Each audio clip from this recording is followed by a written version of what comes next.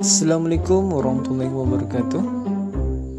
Ananda yang soleh dan soleha, sudah siap belajarnya? Sebelum belajar, jangan lupa untuk berdoa ya.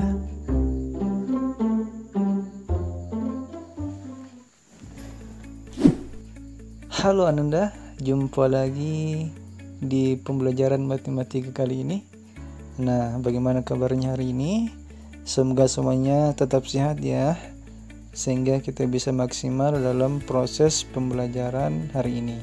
Nah, hari ini kita akan belajar mengenai faktorisasi prima. Apa yang dimaksud dengan faktorisasi prima? Jika ada yang penasaran, ayo kita bahas bersama. Nah, yang pertama kita akan bahas ialah bilangan prima. Masih ada yang ingat bilangan prima itu apa? Ya benar, bilangan prima adalah bilangan yang memiliki dua faktor, yaitu bilangan satu dan dirinya sendiri. Contoh bilangan prima yaitu 2, 3, 5, 7, 11, 13, 17, 19, 23, dan seterusnya ya.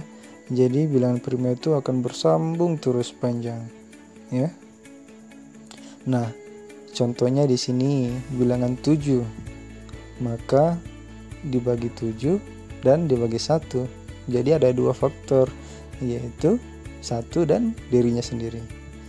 Oke, kita melangkah ke yang selanjutnya, yaitu faktor dan faktorisasi prima. Kedua hal ini berbeda ya, dan kita akan bahas di sini apa itu faktor dan faktorisasi prima. Cara kerjanya, kita bisa menggunakan pohon faktor untuk yang pertama. Misalnya di sini ada bilangan 52 ya. Kita akan cari faktor dan faktorisasi primanya.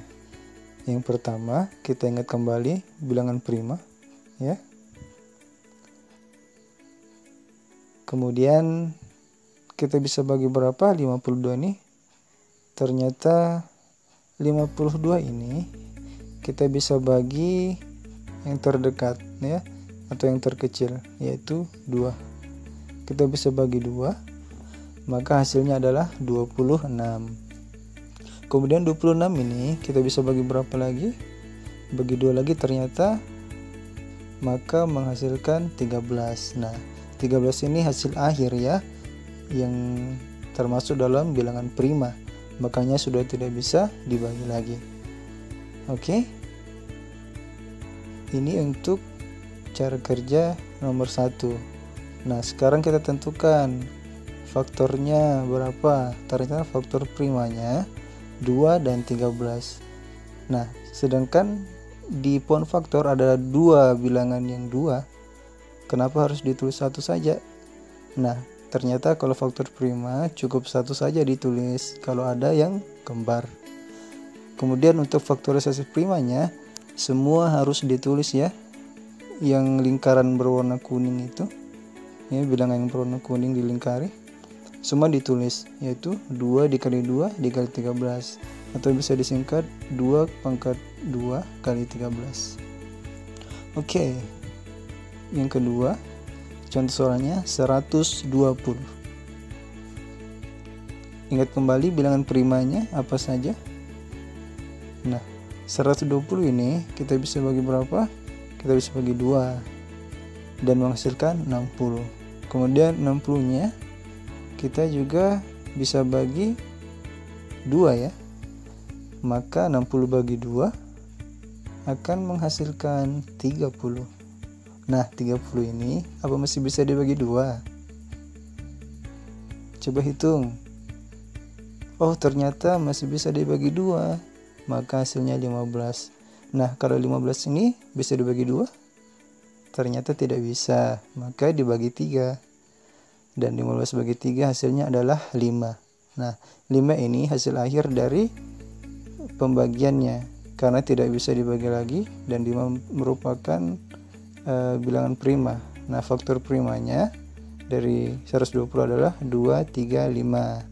Dan faktorisasi primanya 2 dikali 2 dikali 2 dikali 3 dikali 5, atau 2 pangkat 3 dikali 3 dikali 5. Oke, ini jawaban untuk soal yang tadi. Sekarang metode kedua adalah metode tabel. Nah, metode tabel ini tidak jauh berbeda dengan penfaktor tadi. Coba kita kerjakan soal yang sama ya. Apakah jawabannya sama? Oke, yang pertama ingat kembali bilangan primanya apa saja. Nah, soalnya bilangan 52.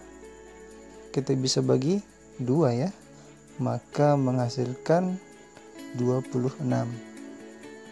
Kemudian 26 ini kita bisa lagi bagi 2, maka menghasilkan 13. Nah, faktor primanya 2 dan 13. Ingat ya, bilangan yang sama tidak usah ditulis lagi, cukup satu kali saja. Jadi 2-nya satu saja yang ditulis. Kemudian faktorisasi primanya ditulis semua ya.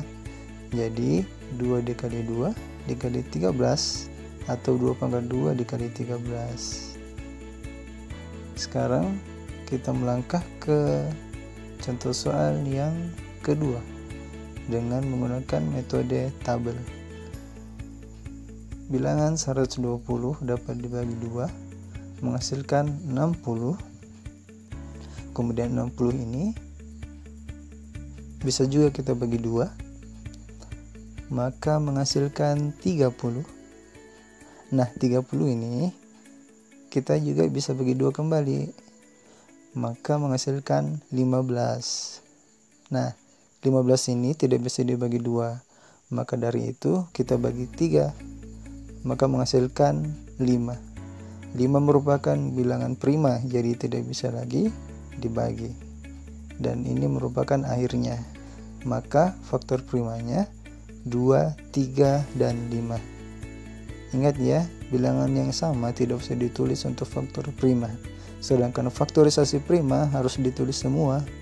Jadi 2 dikali 2 dikali 2 dikali 3 dikali 5, atau 2 pangkat 3 dikali 3 dikali 5. Nah, ini merupakan jawaban akhir dari contoh soal yang ini ya, yang 120. Nah, jika masih ada yang ragu atau belum dipahami, silahkan ulang kembali videonya ya.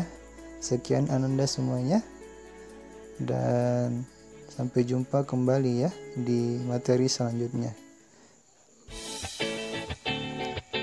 Saya ucapkan terima kasih telah menonton video ini. Wassalamualaikum warahmatullahi wabarakatuh.